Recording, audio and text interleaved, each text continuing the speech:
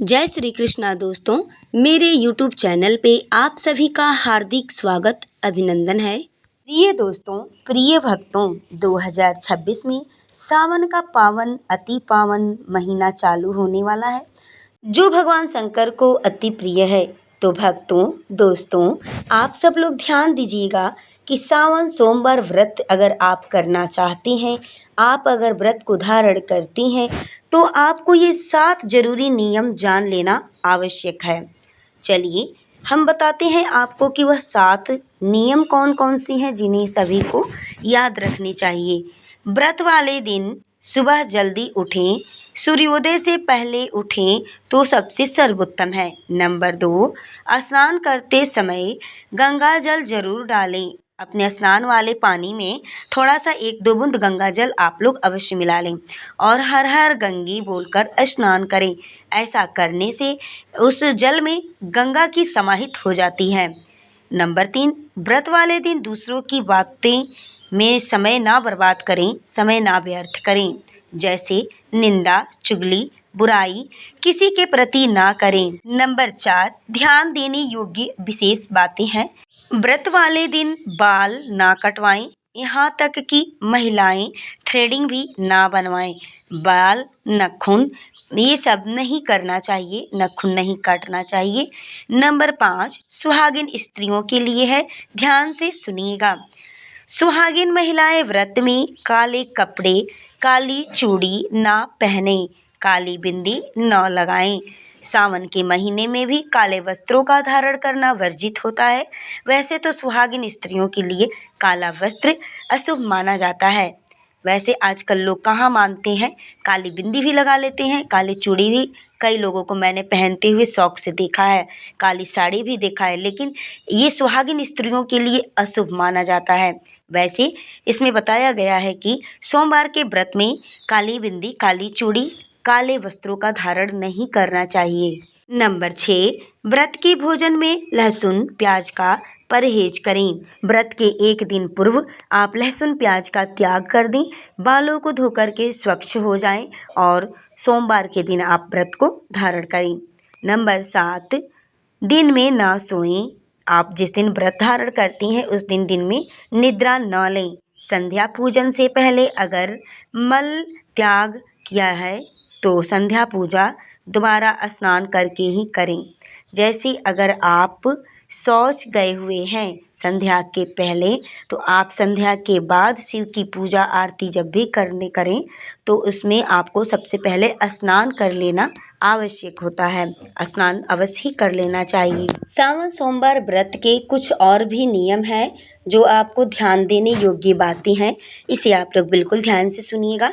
पूजा सामग्री से संबंधित है कि पूजन में, शिव के पूजन में हमें किस चीज़ को रखना चाहिए, कौन सी ऐसी वस्तुएं चीज़ हैं जिन्हें हमें शिव के पूजा की सामग्री में उनको नहीं रखना चाहिए, शिव पे अर्पित नहीं करनी चाहिए। तो ये बहुत ही मूल पॉइंट है और महत्वपूर्ण बात है।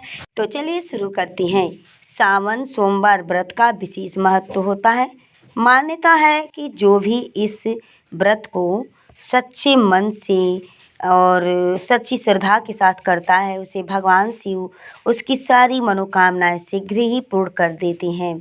सावन सोमवार व्रत रखने के नियम है और इसे संकल्प पूरा करना होता है।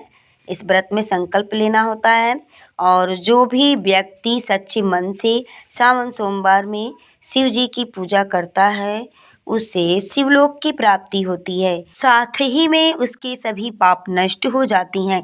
आइए ध्यान देते हैं कि ऐसी कौन सी जो बातें हैं हमें सावन के सोमवार व्रत में या फिर सावन के नियमों में उसको हमें ध्यान रखना आवश्यक है। चलिए, ब्रह्मचर्य का पालन अवश्य करना चाहिए। बुरा विचार से बचें। कटु वचन न किसी को कहें, न बोलें। किसी का अनादर न करें। आपके सामने कोई भी आए तो उसका अनादर न करें, सादर सम्मान देना चाहिए। शिवलिंग की पूजा में तुलसी, ध्यान दीजिएगा, यहीं पे ध्यान देने वाली पॉइंट की बात है कि शिवलिंग की पूजा में आप शिव की पूजा कभी भी करते हैं तो उसमें तुलसी को यानी तुलसी के पत्ते को और केतकी का फूल इस्तेमाल नहीं करना चाहिए।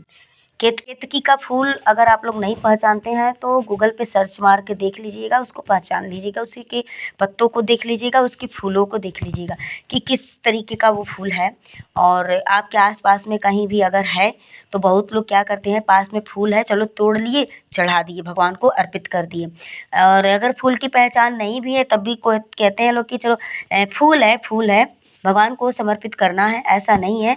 आप केतकी को पहचान के रखिएगा। केतकी की और ब्रह्मा जी की एक बहुत ही अच्छी कथा है जो कि हमारे चैनल पे पड़ी भी होंगी, नहीं तो हम इस पे एक वीडियो डालेंगे केतकी के पुष्प के ऊपर कि क्यों नहीं शिव के ऊपर चढ़ाई जाती है केतकी का पुष्प।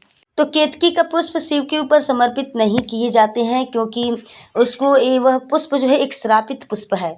इसकी बहुत ही सुंदर कथा है, हमारे वीडियो पे आपको मिलेगी। आप हमारे वीडियो से जुड़े रहिएगा, फॉलो कर लीजिएगा, चैनल को सब्सक्राइब कर लीजिएगा, तभी आपको हर प्रकार की वीडियो उपलब्ध होती रहेंगी। चलिए आइए अब हम अपने मूल पॉइंट टॉपिक पे आते हैं कि केतकी का पुष्प तो पूजा में नहीं शामिल करना चाहिए, तुलसी के पत्ते को भी नहीं डालना चाहिए।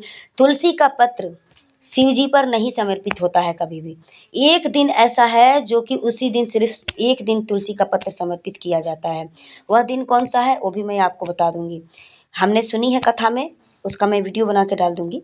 तो केतकी के पुष्प को पूजा में नहीं शामिल करनी चाहिए और भगवान शिव और माता पार्वती की पूजा एक साथ करें। वैसे तो कहा जाता है कि शिवलिंग जहाँ होती है, शिवलिंग जहाँ होता है वहाँ पे शिव के पूरे परिवार जो है कि विराजमान होते हैं। शिवलिंग जहाँ जिस पे स्थापित है वह माता जगत जननी जगदम्बा यानी माता पार्वती का ही हस्तकमल है, उस पे ही शिवलिंग है।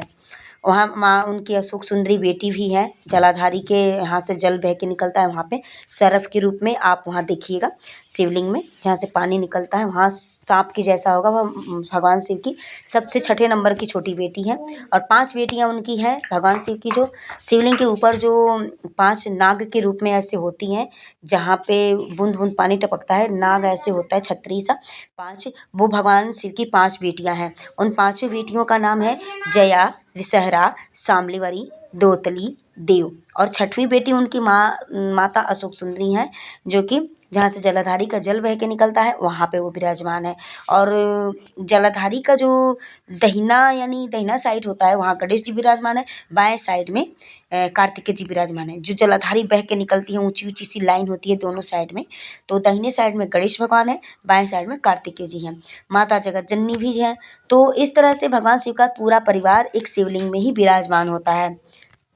अब अगली पॉइंट सुनिए, बाल और नाखून को न काटें, तेल न लगाएं अपने शरीर पर, फलाहार व्रत का पालन करें, फलाहारी पे पालन व्रत को करें, फलाहार खा करके सुबह जल्दी उठें और मंदिर में जा कर के शिव जी का जल अभिषेक करें। अपने घर पे भी शिवलिंग का निर्माण करके, पार्थिव शिवलिंग का निर्माण करके आप उनका पूजन कर सकते हैं। एक बात मेरी ध्यान में रखिएगा आप लोग, सबसे पॉइंट की बात है जो पंडित प्रदीप मिश्रा जी गुरु जी के वीडियो से मैं उपलब्ध करके प्राप्ति करके आपको वह बता रही हूँ कि सावन का महीना जब चालू हो जाता है, 30 जुलाई से चालू होने वाला है, प्रारंभ होने वाला है 30 जुलाई 2026 से। तो उस दिन से लेकर के और पूरे सावन में कभी भी आप चाहें तो किसी भी वृक्ष के नीचे, कोई भी गमला है, वृक्ष है, पेड़ है, पौधा है, क्यारा है, उसके नीचे की मिट्टी जो है शुद्ध होती है, उसी मिट्टी को आप थोड़ा सा ऐसे उठा करके शिवलिंग के आकार का बना लीजिएगा। उसमें जलाधारी बनाने की कोई आवश्यकता नहीं है, सिर्फ उठा के ऐसे शिवलिंग के आकार का, लिंग के आकार का बना करके और उसके बाद से उसका वहाँ पे आप जल अभिषेक करिएगा शिव के रूप में और उन्हीं पे आरती कीजिएगा।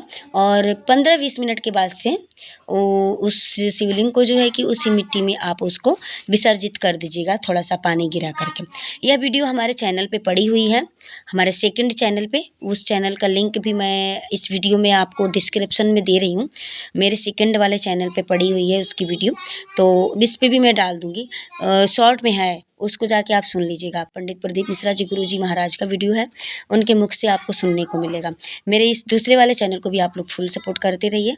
और यह चैनल मेरा दूसरा वाला जो है यह मोनो हो चुका है, आप लोग इस पे अपना प्यार सपोर्ट हमेशा की तरह बनाए रखिए।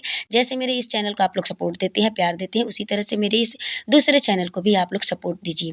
तो अब आप लोग समझ गए होंगे कि सावन के महीने में हमें क्या करना है, क्या नहीं करना है, कैसे शिव की पूजा करें, उनकी पूजा में हम क्या शामिल करें, क्या नहीं करें। तो देखिए, शामिल करने के लिए पूजा सामग्री सभी लोग जानते हैं, कपूर, धूप, दीप, फूल, पुष्प, बेलपत्र, समी पत्र, मदार और मंदार का पुष्प, मंदार की पत्ती, धतूरा, धतूरे का फूल, ये सब चीज़ें सामग्रियाँ जो हैं कि पूजा में शामिल होती हैं शिव की पूजा में। घी का दीपक, धूप बत्ती, तो ये सब चीज़ें शामिल करनी चाहिए। क्या नहीं करनी चाहिए वो भी हमने आपको बता दिया। तो प्लीज़ दोस्तों आप सबसे रिक्वेस्ट है, निवेदन है कि अगर मेरी वीडियो या जानकारी आपको अच्छी लगी हो, पसंद आई हो, तो प्लीज़ आप सब लोग मेरे चैनल को सपोर्ट कीजिएगा, फॉलो कर लीजिएगा, चैनल को सब्सक्राइब कर लीजिएगा, वीडियो को लाइक कीजिएगा, शेयर कीजिएगा और कमेंट्स बॉक्स में श्री शिवाय नमस्तुभ्यम लिखना ना भूलिएगा। वीडियो में बने रहने के लिए बहुत बहुत धन्यवाद।